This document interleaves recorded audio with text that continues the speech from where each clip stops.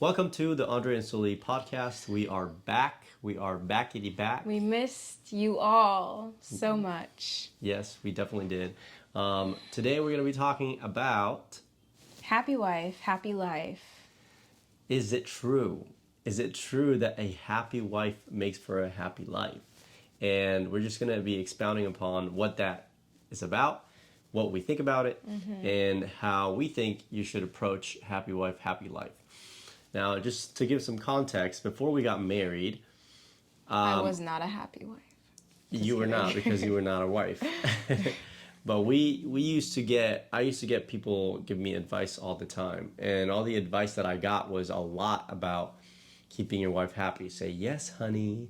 You just make sure you say yes, honey. Is that the phrase, or yes, dear? Yes, dear, yeah. Yes, dear, to everything, and keep her happy. Gotta ask the boss before you make a decision, and the boss is the wife. Yeah, that's all I heard growing up, and then especially as I started to court Sully, I I started to see that difference between how I would think to approach marriage and how I thought everyone else was advising me to approach marriage. Because if the husband is the leader, then why does it make sense for the husband to want his whole being to revolve around basically making the wife happy, right? Not that we don't want to make our wives happy. I think we do. And I think it's better if we do. But I think there's some nuance here, and that's kind of what we want to expound on today. Mm-hmm. Now, before we got married, what did you think of the happy wife, happy life? I mean, what was your exposure to that? I honestly see the thing about marrying Andre and being with Andre is that he allowed me to start thinking about these types of things more deeply. I never really had any deep thoughts about it. And then once I started really getting what I feel like a more full understanding of submission and biblical gender roles and all of that controversial stuff. The stuff people love us for. Yeah. Once I started hearing that phrase, happy wife, happy life, I was like, okay, that is just not a good phrase. Because what happens is it's a way for men to just cater to their wives. That's basically the purpose of it, is just cater every single thing that you do to your wife. And I was like, well, I don't think that a man needs to do that. He needs to do what's best for the family, regardless of whether it makes his wife happy. Which I think is what that phrase means, right? Just do what it takes to make your wife happy no matter what. Yeah. Well, it certainly can mean that. It certainly, yeah. But there's definitely, like Andre was saying, there's definitely nuance to what this term actually means. Because the bottom line is, one of the things that men want most from their wives, one of the number one things, is a happy wife. A happy wife. They just want their wives to be happy and to have a good attitude. And you've heard, the pleasant wife. That's what men actually do want. So is that true? Well, what's the difference, do you think, between that and let's say, what's the difference between happy wife, happy life and happy spouse, happy house? The difference, so what the phrase happy wife, happy life is meant to mean is that the man should do whatever it takes to make the wife happy, which sounds good on the surface level, but once you get into what that actually could mean, is he could be sacrificing his own well-being or the well-being of the family just to appease the wife instead of doing what he needs to do. So that's what that term technically is supposed to mean when people say happy wife, happy life. They're just keep her happy. And by keep her happy, they mean never make her feel never do anything that might offend her or make her feel bad or whatever.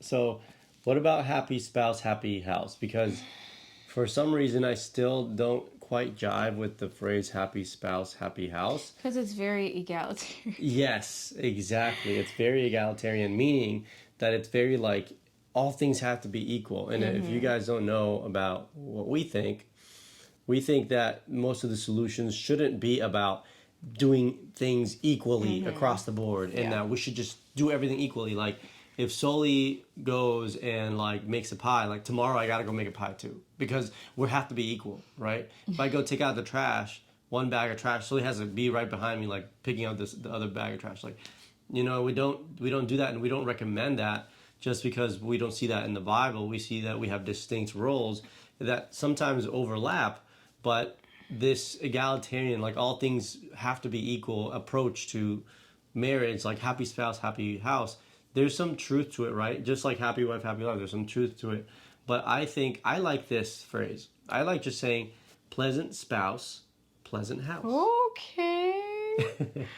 Okay. And the reason for this is because it's about the pleasant spouse being you, not about expecting that or making the other person happy. So if I become a pleasant husband, then I'm more likely to have a pleasant house. Yes. And if you become a pleasant wife, then it's the same. Yeah, and that's where like the nuance comes in with that phrase happy wife, happy life, because like I was saying earlier, men really are very simple, and one of the things of the very few things that they want the most is for their wife to be happy. And what happens is women have more of a capacity to affect the home based off of their emotions. Yes, the man can too, of course, but we are, as women, just emotional creatures in general, and we're very complicated. And so when we are not happy and we are either down in the dumps, or we just have a bad attitude, we're moody, whatever, that spreads so much more. That penetrates into the atmosphere of the home, even more so, I would say, than the husband. Do you agree? Yeah, I think it's different because men tend to do like men have their own struggles, I think, and they can certainly be overbearing, and they can certainly be like, like too much, or like be, I guess, have a tendency to be angrier when they do lash out in certain emotions, or like be checked out, for example. So I think it's just that it's a different approach to it. So when you try to, for example, when you try to appease like the wife all the time, it may be like a personal issue that she has a hard time like just being grateful or thankful, for example. Exactly. And so it may be hard for a man to, or a husband to, always be like, hey, I'm trying to make her happy, and it's like, wow, it doesn't matter if you got a bigger house. It doesn't matter if you like gave her the kids she wanted. Like she may not be satisfied because she's just not satisfied like internally. Which I think happens a lot. Yeah, I think that does happen, and I think that's women, a huge issue. Women do struggle probably more with that than men. Men tend to be more like, oh, everything's fine, everything's great, which I guess comes with its own set of problems. But I think as a leader, the husband as a leader should look more to the ways of how to steward his home well and his marriage well, and his with his children, how to like be the leader in that, and then be funneling that into how he can make his wife happy. Does that make sense? Like instead of that being his primary mission, it's just something that he includes as part of the overall general vision of the home. I think that's probably a healthier approach to it, as opposed to him like waking up and thinking like, how do I make my wife happy? I personally, and I know many people will disagree with me here, but I don't like that advice when given out to men about, oh, you should wake up every day and like you should be thinking like, how do you make your wife happy today? Like, what can I do to make? I just think that's the wrong mentality to approach marriage with, especially for men.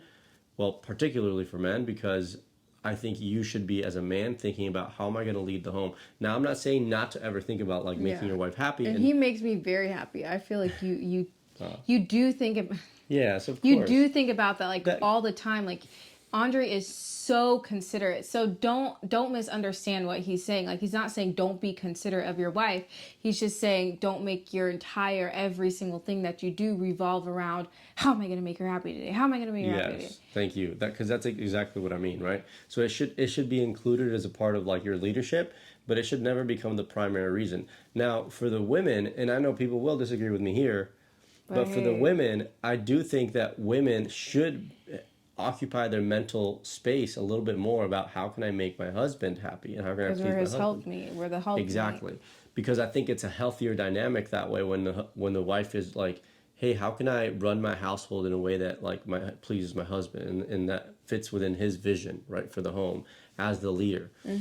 And I truly believe that's the way that God set it up. Yeah. And again, I'm not saying that like a lot of people are going to take that and see it as like, oh, that brings in the wrong power dynamic and all that stuff. But it's like that's why you have to watch out when you're a woman and you're looking for a husband, that you are finding a husband that you would be happy to submit to, and you'd be happy to be under his leadership because you know that he cares and loves about you and wants to sacrifice for you particularly, right? And for the husband, for you to marry a woman that is like looking to see which ways she can help you, right, and come into your world and be a part of it and help you out in that. So happy wife, happy life. There's truth to that. Happy spouse, happy house. There's truth to that. I think that we should try to make each other happy. We should be pleasant around each other. But I think we just can't forget the way that God set things up and the leadership role in the man Yes. and the role that the wife plays in that. Because what happens is that happy wife, happy life.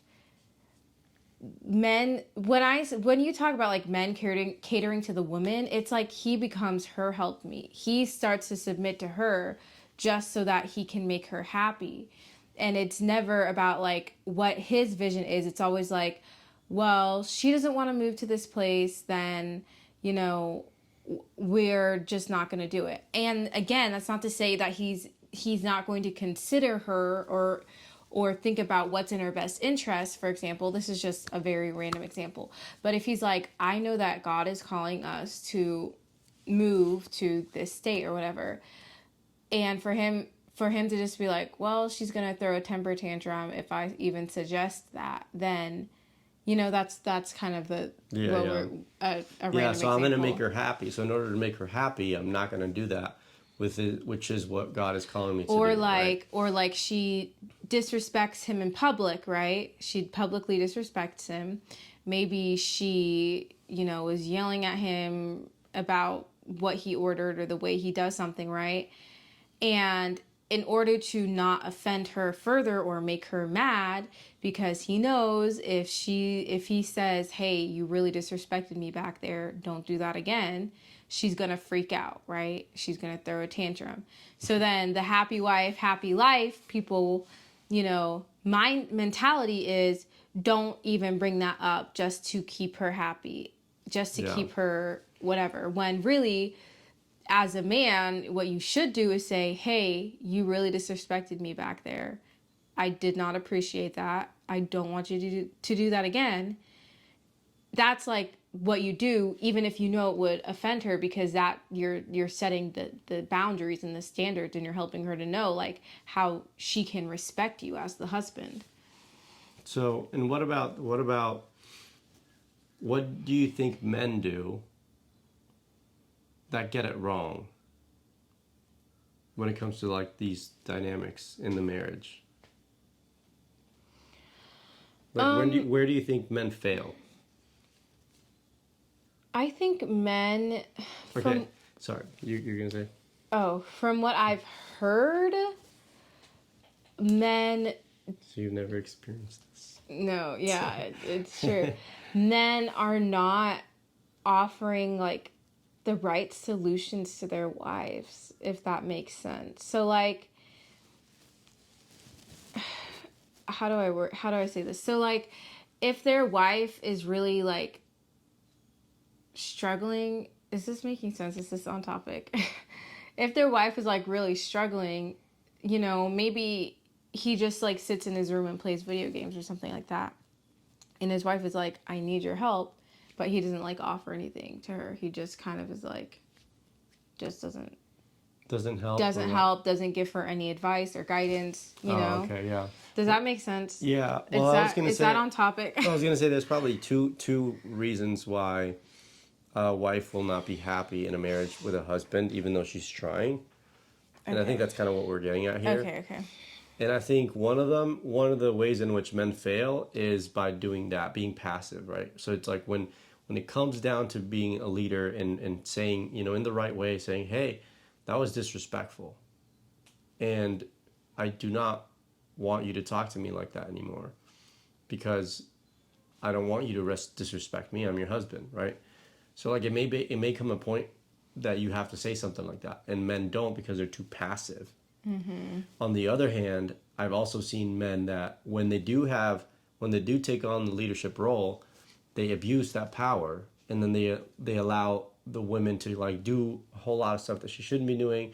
Maybe the wife is overworked, or maybe they're just like too overbearing on the woman, and too like dictatorial and like tyrannical, you know, without allowing like breathing room and like, you know, making Grace, sure that maybe. yeah, exactly, some grace. And so I think those are the two things that men should particularly watch out for and not do. And because, you know, Soli mentioned that like what women are doing wrong in these cases to not, I guess, keep the marriage happy. And I'm telling you what the men are doing to not keep the marriage happy, right? They're either way too passive or they're too aggressive. And so we have to strike that balance because, I mean, we're Christians, obviously, right? So if you see Jesus, to nowadays, we think that Jesus has been made out to be by modern media as way too passive, right? Like a kumbaya type of Jesus that just like love all and, you know, just like love it all, love everything, and don't ever say anything bad about anything and anyone, even though it's clear that they're committing sin, and like never turn from your ways. Like there's no repentance in it at all. But at the same time, right, Jesus was very strong. So it's like Jesus was a very strong individual, like flipping tables, like calling people out to their faces, basically like telling the truth, right? Like a strong man, you know, the Son of God, the Messiah, like is Jesus. But he definitely had the soft side of like the children, right? Like let the children come to me, and like, you know, they were sitting with him. And he's sweet. very, very like he's also mushy, like I will say. Like he's like a super strong man, or example of a man, right? Also super, super loving and like welcoming. And so I really think that is how we should be as men. Obviously as women too, but like it's different, right? So like the role of the woman may be softer and more, even more open, right? Even more grace. Whereas the man will have to be more of a leader, you know, like stronger. But I think a man particularly has to strike that balance of like being a strong leader, but also a loving husband and father. And I think that's probably where we've gone wrong, is like either one or the other. Yeah, and then for women, like it's just so important that, I mean, yeah, it's so important that you practice things like gratitude and showing appreciation for your husband and the things that he does, even if he's not doing everything you want him to do. Just looking at him and being like, well, what does he do for me? How does he show me love? And just, I think an attitude of gratitude goes such a long way. And just having that mindset, I think women tend to let everything pile up in their brains and really drag them down. And then they, you know, complain about the mental load and the children and all the things they have on their plate, and their husband doesn't put his underwear in the clothes basket, and it's like everything. But it's like, you have to shift your focus to the positive, or you have to shift the way that you view the hard, and you have to say, this is not the same thing as bad. And that will go a long way and really help you be pleasant, and that will help if it doesn't help your husband become happier and more content, at least it'll help your children, right? And At your the own, very least. your And own heart yourself. Yeah. posture too, your own heart Yeah. posture. And this is a lifelong pursuit, right? So it's Mm-hmm. like it's a lifelong pursuit. There are no excuses when you do something wrong. Like, when you do something wrong, it's good to like fess up and like move on from it and repent from it. Accountability, But at the personal same time, accountability. yeah, but at the same time, it's a lifelong pursuit, right? Of becoming a better wife, of becoming a better husband. And that's what we hope we imparted with you today is like what is it? Why is happy wife, happy life like an incomplete command? Why is happy spouse, happy house an incomplete command? And that, I don't know that it is a completely complete command, Yeah. but I do like the what was it I said? I forgot already. House, Pleasant spouse, pleasant house. So I hope that was helpful for you guys. You may continue to use the phrases all you want, but just remember that God set things up in a certain way, and that will not only please God if you do them that way, but it will also actually help your marriage and your family.